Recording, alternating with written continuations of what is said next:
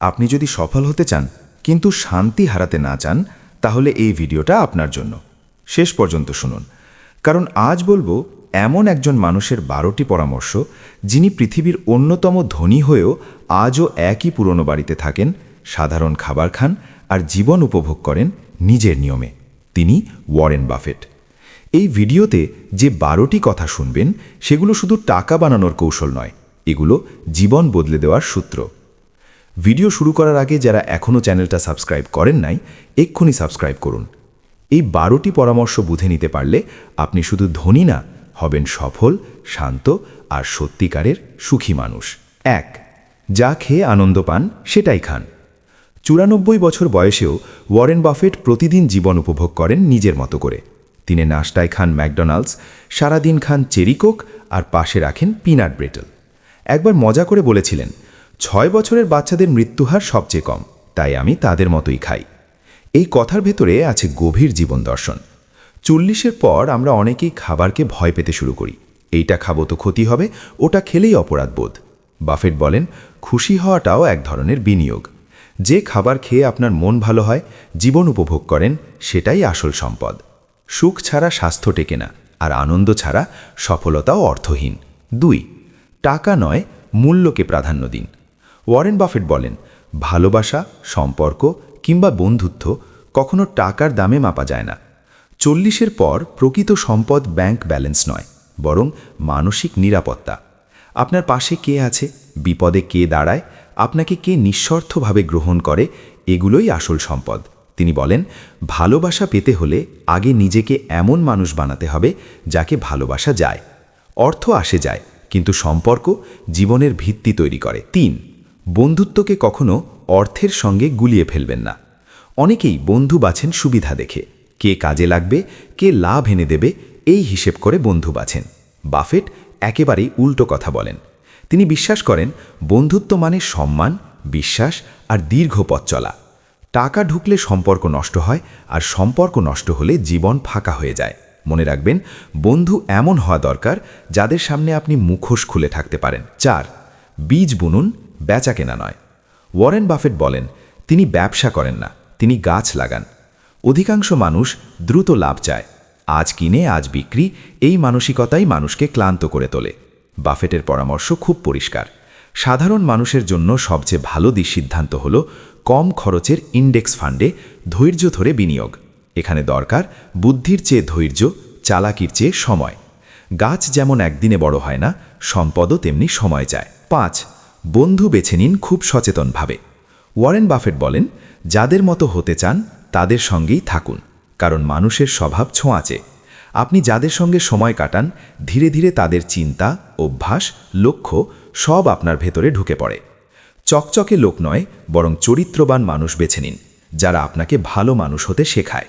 মনে রাখবেন, আপনার ভবিষ্যৎ অনেকটাই নির্ভর করে আজ আপনি কার পাশে বসে আছেন তার ওপর। 6. একঘেয়েমিকে শিক্ষক বানান। বেশিরভাগ মানুষ একঘেয়েমিকে ভয় পায়, কিন্তু ওয়ারেন বাফেট একে নিজের সবচেয়ে বড় শিক্ষক বানিয়েছেন। তিনি প্রতিদিন 5-6 ঘন্টা শুধু পড়েন। হ্যাঁ, কাজ নয়, পড়া, রিপোর্ট, বই, চিন্তা, বিশ্লেষণ। তিনি বলেন, আমি অফিসে বসে সারাদিন পড়ি। তার মতে, ব্যস্ত থাকা কোনো কৃতিত্ব না, ব্যস্ত মানুষ অনেক সময় ভুল দিকেই দৌড়ায়, কিন্তু কৌতূহলী মানুষ ধীরে ধীরে জ্ঞানী হয়, আর জ্ঞানই শেষ পর্যন্ত সবচেয়ে বড় বিনিয়োগ। একঘেয়েমি মানে সময় পাওয়া, আর সময় মানেই শেখার সুযোগ। 7. বই পড়ার চেয়ে বড় বিনিয়োগ নেই। ওয়ারেন বাফেটের জীবনের সবচেয়ে বড় অভ্যাস পড়া। তিনি বলেন, জ্ঞান সুদের মতো বাড়ে। আপনি আজ যা পড়বেন তা হয়তো আজ কাজে লাগবে না, কিন্তু কয়েক বছর পরে সেটাই সিদ্ধান্ত বদলে দেবে, জীবন বদলে দেবে। বই আপনাকে শেখায় কিভাবে ভাবতে হয়, কিভাবে ভুল থেকে বাঁচতে হয়, আর কিভাবে আবেগের বদলে যুক্তি দিয়ে সিদ্ধান্ত নিতে হয়। টাকা হারালে ফেরত আসতে পারে, কিন্তু জ্ঞান হারালে সব হারায়। 8. সাধ্যের নিচে থাকুন, সরলতাই আসল বিলাসিতা। ওয়ারেন বাফেট আজও থাকেন সেই বাড়িতেই, যেটা তিনি কিনেছিলেন 1958 সালে নেব্রাস্কার ওমাহায়। তিনি বলেন, 10টা বাড়ি কি আমাকে বেশি সুখ দেবে? তার মতে, বেশি জিনিস মানেই বেশি দুশ্চিন্তা, বেশি সম্পত্তি মানেই বেশি ভয়। যত কম চাইবেন, তত কম হারানোর ভয় থাকবে। সরল জীবন কোনো ত্যাগ নয়, এটা পরিণত বুদ্ধির পরিচয়। শান্তি আসে কম চাওয়া থেকে, বেশি পাওয়ার লোভ থেকে নয়, না বলার সাহস শিখুন। ওয়ারেন বাফেট বেশিরভাগ মিটিং, দাওয়াত, কনফারেন্সে যান না।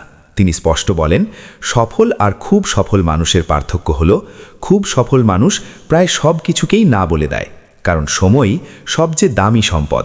যেখানে সেখানে সময় দিলে নিজের লক্ষ্য ঝাপসা হয়ে যায়। 40-এর পর নিজেকে সংজ্ঞায়িত করতে হয় দুইভাবে, আপনি কি করবেন আর আপনি কি করবেন না। না বলা মানে অহংকার না বলা মানে নিজের জীবনের দায়িত্ব নেওয়া।